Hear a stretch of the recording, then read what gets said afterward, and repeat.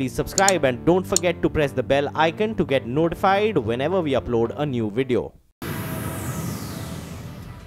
नमस्कार, futures express में आपका स्वागत है। मैं हूं आशीष वर्मा और एक्शन पैक रहने वाला अगला आधा घंटा 5 एक्सपर्ट से बातचीत, उनसे निफ्टी के कॉल्स, उनके स्टॉक स्पेसिफिक आइडियाज और ऑप्शंस में स्ट्रैटेजी। लेकिन पहले बाजार और हफ्ते की कमजोर नोट पे शुरुआत होती हुई लाल निशान में कामकाज हो रहा है। हालांकि लो लेवल से कुछ रिकवरी की कोशिश जरूर, लेकिन 1/4 से 1/3% के आसपास भारतीय बाजारों में कमजोरी के साथ हो रहा है कामकाज।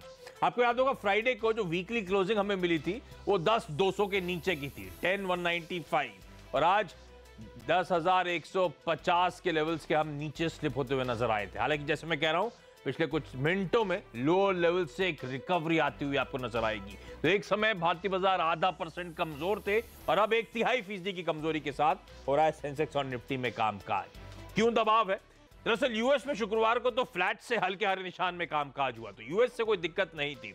आज सुबह जब एशिया खुला तो क्रॉस एशिया कमजोरी थी, वीकनेस थी, नर्वसनेस थी। और ये नर्वसनेस क्यों हो सकती है? प्रोबेबली क्योंकि कल से अमेरिका में यूएस फेड की 2 दिनों की बेहद अहम बैठक की शुरुआत होनी है। तो जो फेड के नए गवर्नर साहब बन गए हैं, जेरोमी पावेल साहब, क्या कमेंट्री देते हैं, किस हद तक कल रेट हाइक होता है और क्या कमेंट्री होती है? क्योंकि पहले जब कांग्रेस को उन्होंने टेस्टिमनी दी थी तब तो 3 की बजाय 4 रेट हाइक्स के इंडिकेशंस दे डाले थे। तो स्ट्रीट कीनली वॉच आउट करेगी उस कमेंट्री को, और उससे पहले आप देख रहे हैं ये नर्वसनेस अक्रॉस एशिया। और हमारे साथ एक और दिक्कत की बात वो है शुक्रवार के जो इंटरनल्स थे। एफआईआई डीआई की तरफ से बिकवाली, डीआई की 700 करोड़ रुपए की बिकवाली और एफआईआई की भी 150 करोड़ रुपए का बिकवाली का आंकड़ा था। और एम्फसाइज इसीलिए कर रहा हूं क्योंकि फुटसी की रीबैलेंसिंग थी और उस रीबैलेंसिंग में भारतीय शेयरों के वेटेज बढ़ रहे थे, तो उसके इनफ्लोज आने के बावजूद नेट एफआईआई सेल करके चले गए। और इनफैक्ट अगर आपने वायदा के आंकड़े देखे होते तो इंडेक्स फ्यूचर्स में 2200 करोड़ रुपए के आसपास की एफआईआई की बिकवाली, तो चिंताजनक आंकड़े, और उसी का इंपैक्ट मूड पे आप आज आता हुआ देख रहे हैं।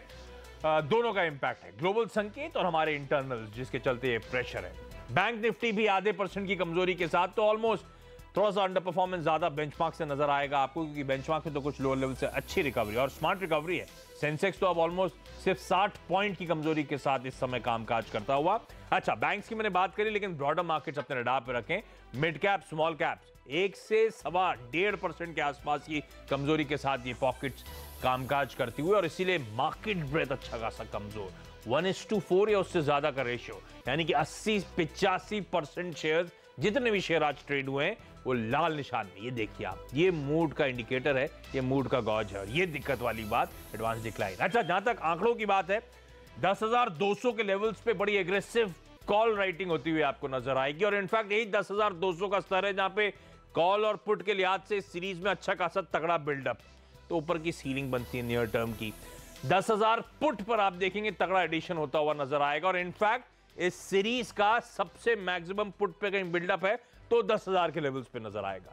तो आसान शब्दों में 10,000 नीचे, 10,200 इस समय ये ब्रॉडर रेंज समझ में आती है बाजार की, जिसके आसपास घूमते हुए लो लेवल से रिकवरी अगर रिमार्केबल रही 10,200 के ऊपर जाते हुए नजर आए, क्योंकि वो टसल जोन है। इसलिए मैंने हाईलाइट करता पुट और कॉल सबसे तगड़ा बिल्डअप वो है उन लेवल्स पे, तो टसल जोन है, उसके ऊपर निकल गया और स्टे कर लिया तो बाजार में एक अच्छी शॉर्ट कवरिंग का मूव आएगा। नीचे तो खैर मूड बिगड़ा ही हुआ है। चलिए, एक्सपर्ट्स का मानते हैं वो ज्यादा इंपॉर्टेंट है, और एक एक करके तमाम एक्सपर्ट्स को जोड़ने की करते हैं कोशिश। सबसे पहले प्रभुदास लीलधर की वैशाली पारिक जी जोड़ती हुई। वैशाली मैम, क्या कहती है आपकी चार्ट्स की रीडिंग? मूड कैसा है, चार्ट्स क्या कहते हैं, और स्ट्रेटजी क्या होगी निफ्टी पर?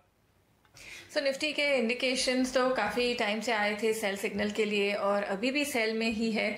तो हावेवर आज के लिए 10,140 का जो प्रीवियस लो था वहाँ से बाउंस आ रहा है, तो मैं अभी रेकमेंड करूँगी 10,200 के स्टॉप लॉस से ये सेल ही रखें, और आगे जाके आपको 10,100 to 10,050 तक टारगेट्स मिल सकते हैं। तो बाउंस आ रहा है, बाउंस अच्छा खासा आ रहा है, 10,160 के लेवल्स में आसपास कामकाज कर रहे हैं। तो जो स्ट्रैटेजी आपकी स्क्रीन पर है उसे थोड़ा सा बदल दें।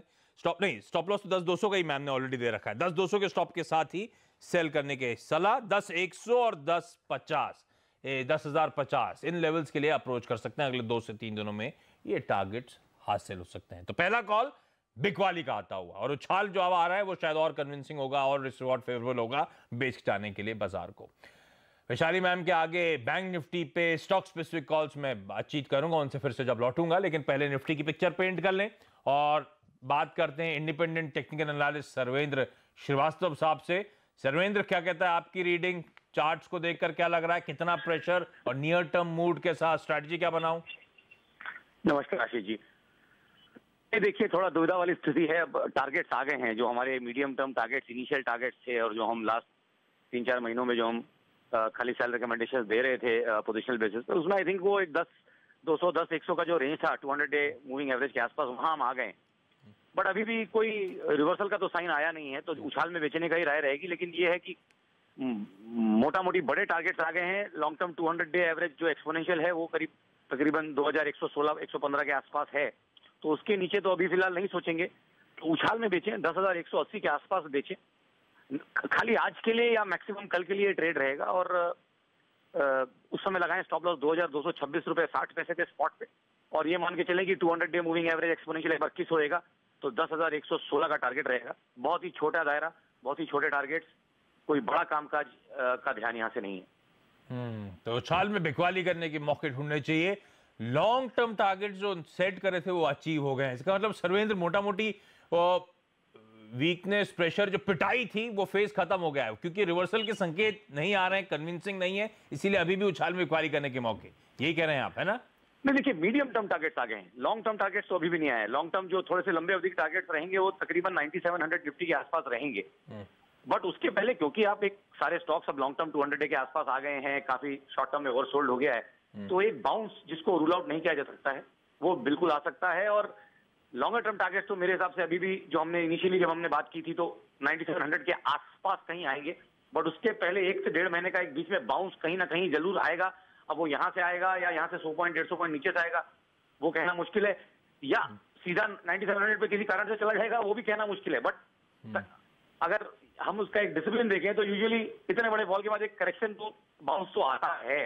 अगर 9 में से 10 बार देखें तो एक बाउंस आता है। इस बार नहीं आएगा तो मैं नहीं बोल सकता, बट 9700 के long term targets, medium term targets आ गए हैं। बाजार ओवरसोल्ड है। 15 से 20 दिन या 1 महीने तक का एक बाउंस यहाँ पे रूल आउट नहीं किया जा सकता है। ओके, तो चलिए, यहाँ पे एक बाउंस रूल आउट नहीं करा जा सकता, लेकिन इस समय तो उछाल में बिकवाली करने के मौके 10,180 के आसपास मिले तो उन लेवल्स पे बेच के चलें।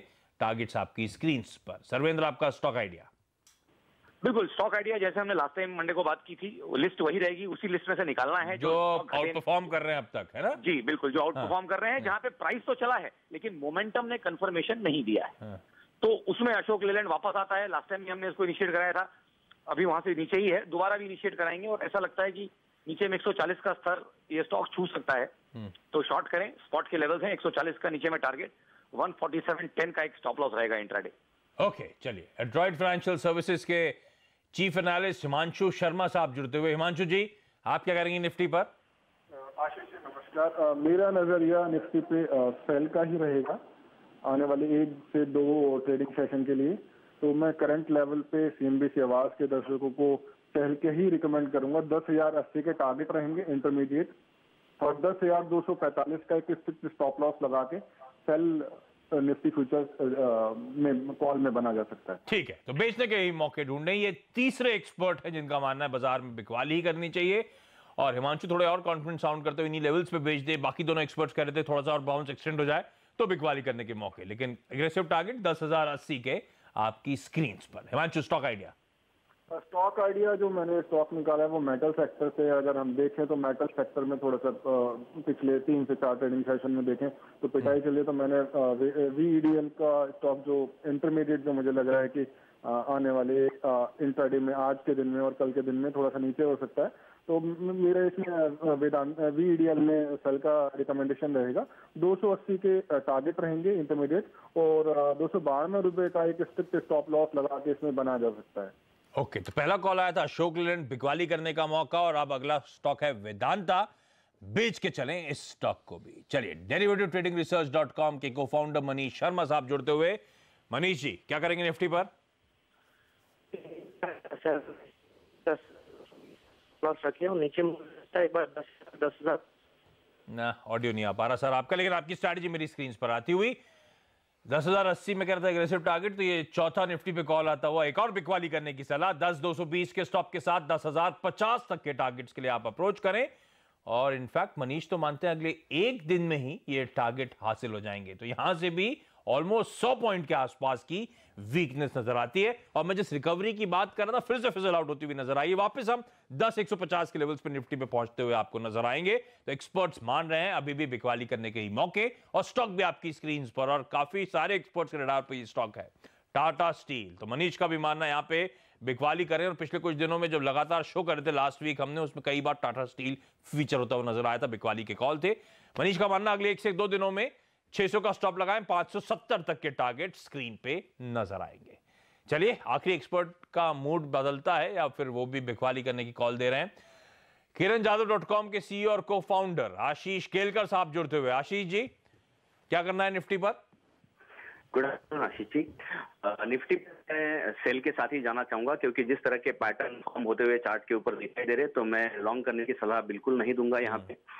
सेल करके चलना चाहिए। निफ्टी में टारगेट जो है वो 10,060 का रखेंगे अगले 2 दिन में, आज और कल में, और स्टॉप लॉस 10,190 का यहाँ पे।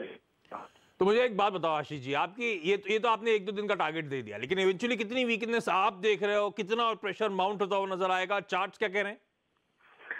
और अगर मैं डिसेंडिंग ट्रायंगल पैटर्न फॉर्मेशन हो रहा है, हालांकि उसको ब्रेकआउट नहीं मिला है। अगर इस डिसेंडिंग ट्रायंगल पैटर्न फॉर्मेशन को, यानी डाउन फ्लैग को ब्रेकआउट मिलता है, तो डेफिनेटली मैं मानता हूँ कि निफ्टी में और ज्यादा होती हुई देख पाएंगी। और इस केस में पहला लक्ष्य चार्ट पर 9850 होगा। 9850। ये टेलीकॉम कंपनीज के स्टॉक रडार पे रखे हैं, बिल्कुल भी लाइन अच्छी नहीं रहती, बातचीत होती हुई नहीं पाती। 9700 एक हरवेंद्र श्रीवास्तव साहब ने कहा, आशीष केलकर साहब कह रहे हैं 9850 तक के, यानी कि चार्ट रेट में जाने की पूरी तैयारी है बाजार की। इस लिहाज से थोड़ा सा कॉशियस होकर अभी भी किसी बाउंस को आपको प्ले अप करना चाहिए, और शायद इसीलिए एक्सपर्ट्स मानते हैं किसी भी उछाल में या मौजूदा स्तरों पर निफ्टी में आपको बिकवाली करने के ही मौके ढूंढने चाहिए। आशीष जी, क्विकली अपना स्टॉक आइडिया दे दें, इससे पहले लाइन फिर गड़बड़ा जाए। राइट, आरएससी में करने की सलाह देता हूँ। यहाँ पे सेल करके चलना चाहिए। पहला लक्ष्य चार्ट के ऊपर है 117 का, और स्टॉप लॉस लगाएंगे 126 का। आज सुबह एक्सपर्ट से बात भी हो रही थी पावर सेक्टर को लेकर, हालांकि उनका मानना था ऐसा कोई दिक्कत वाली बात नहीं, लेकिन थोड़ा सा मूड बिगड़ा हुआ है। तो ध्यान रखें, ये कंपनीज आरईसी, पीएफसी, लगातार मूड बिगड़ा, अच्छी खासी पिटाई झेलती हुई, अच्छे फंडामेंटल बिजनेसेस, लेकिन हालत मैक्रो एनवायरनमेंट की खराब। बेचने के मौके चार्ट्स पे भी नजर आते हैं, 117 तक के टारगेट्स यहां पर। चलिए, 5 एक्सपर्ट से बातचीत हो चुकी है, और आज तो 5 के 5 एक्सपर्ट्स मानते हैं निफ्टी में आपको बेच के चलना है। मोटा मोटी रेंज वही जिस दायरे की मैं बात कर रहा था, 10,000 पे नीचे और 10,200 पे ऊपर, इसी रेंज पे आपको स्मार्टली प्ले अप करना है। 5 के 5 एक्सपर्ट जब कह रहे हैं बेचो, तो स्टॉप लॉसेस ध्यान रखें 10,190, 10,200, 10,220, यानी कि उसी रेंज के आसपास ऊपर की तरफ जो मैं कह रहा हूं, पुट और कॉल पे तगड़ा बिल्डअप है। उन लेवल्स पे आप अपने स्टॉप लॉसेस उसके आसपास जोन्स पे प्लेस करें। जो लक्ष्य होगा नीचे की तरफ, पहला 10,100 का, क्योंकि उछाल में बिकवाली करने के मौके ढूंढ रहे हैं एक्सपर्ट कुछ, तो फिर 10,080 और फिर 10,050 तक के लेवल्स की एक्सपर्ट्स बात मान रहे हैं, बात कह रहे हैं यहाँ पे। तो उछाल में बिकवाली या मौजूदा स्तरों पर बिकवाली, ये कहना है एक्सपर्ट्स का। मूड बिगड़ा हुआ है, सेल ऑन राइज या सेल एट करंट लेवल्स का ही बाजार इस समय भी नजर आता है। 10% का दबाव 10,150 के लेवल्स पे हो रहा है निफ्टी में ट्रेड। और वैशाली पारिक से बातचीत हुई थी पहले, और मैम का कहना था निफ्टी में बिकवाली करें, 10,100 और 10,050 तक के टारगेट्स उन्होंने इवेंचुअली सेट करे थे हमारे लिए।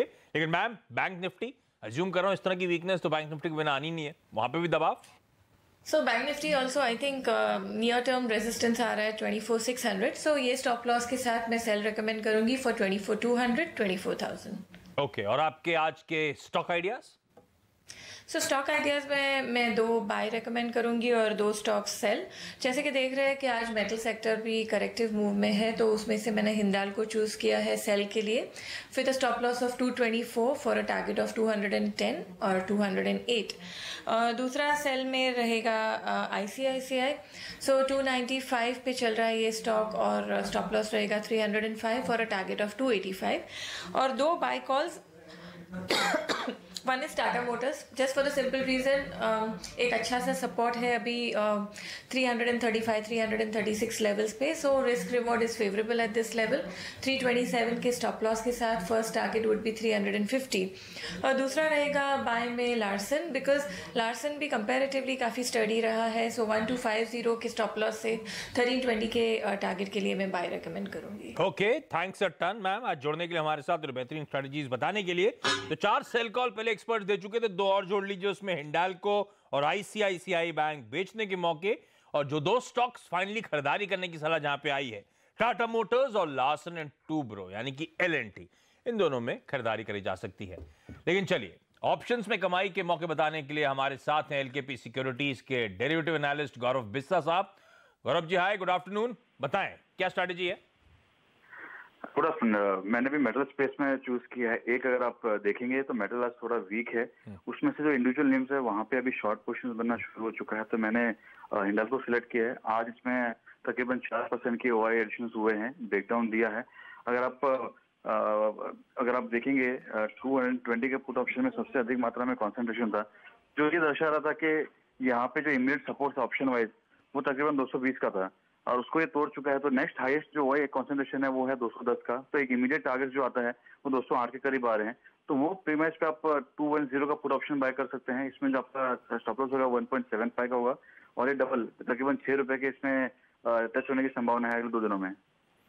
ओके, धन्यवाद सर। तो वैशाली का भी मानना था हिंडाल्को बेचे, 210 का उनका टारगेट था, और गौरव बिस्सा साहब मानते हैं 210 का पुट खरीद ले हिंडाल्को का। लेवल्स आपकी स्क्रीन पर कमाई के वो अच्छे मौके नजर आते हैं। दोनों मानते हैं हिंडाल्को में दबाव देखने को मिलेगा। देश के सबसे बड़े मीडिया समूह नेटवर्क 18 के 2 दिनों तक चले राइजिंग इंडिया समिट में राजनीति, बिजनेस, इकोनॉमिक्स और मनोरंजन के क्षेत्र से जुड़े देश दुनिया के कई दिग्गजों ने हिस्सा लिया। समिट के पहले दिन पीएम मोदी ने अपने 4 साल के कामकाज पर हेल्थ केयर सेक्टर में हुए सुधारों और उपलब्धियों के बारे में बताया। सुनिए। हम हेल्थ सेक्टर को मल्टी सेक्टोरल तरीके से आगे बढ़ाते हुए इसमें 4 पिलर्स पर ध्यान दे रहे हैं। Preventive health, affordable health care, supply side intervention, mission mode intervention. हमने इन 4 विषयों पर एक साथ फोकस किया है। देश में हेल्थ केयर के लिए सिर्फ हेल्थ मिनिस्ट्री हो और वो अकेली ही काम करती रहे तो इससे सिर्फ साइलोस बनते हैं, सॉल्यूशन नहीं निकलते हैं। हमारा प्रयास रहा है नो साइलोस, ओनली सॉल्यूशंस। जनता जनार्दन से जुड़े इस अभियान में हेल्थ मिनिस्ट्री के साथ साथ इन विषयों से जुड़े अन्य मंत्रालयों को, स्वच्छता मंत्रालय, आयुष मंत्रालय, ministry of chemical and fertilizers, उपभोक्ता मंत्रालय और महिला एवं बाल विकास मंत्रालय को भी हमने एक साथ जोड़ा है। इस तरह से हमने सबको साथ मिलाकर निर्धारित गोल की ओर आगे बढ़ने का प्रयास किया है। ऐसी दिन भर CNBC आवाज पे इसी इंटरेस्टिंग प्रोग्राम की आप झलकियां देख सकते हैं। लेकिन बाजार एक बार स्क्रीन पे दिन के लोज की तरफ वापस मूव करते हुए शो के दौरान लग रहा था एक रिकवरी के लिए प्ले कर रहे हैं, लेकिन वो रिकवरी टिक नहीं पा रही। तो एक्सपर्ट्स एकदम सटीक पड़ते हुए बिकवाली करने की उछाल में आप मौके ढूंढने इस बाजार में। चलिए, फ्यूचर्स एक्सप्रेस में आज के लिए इतना ही। ब्रेक के बाद बाजारों का हाल।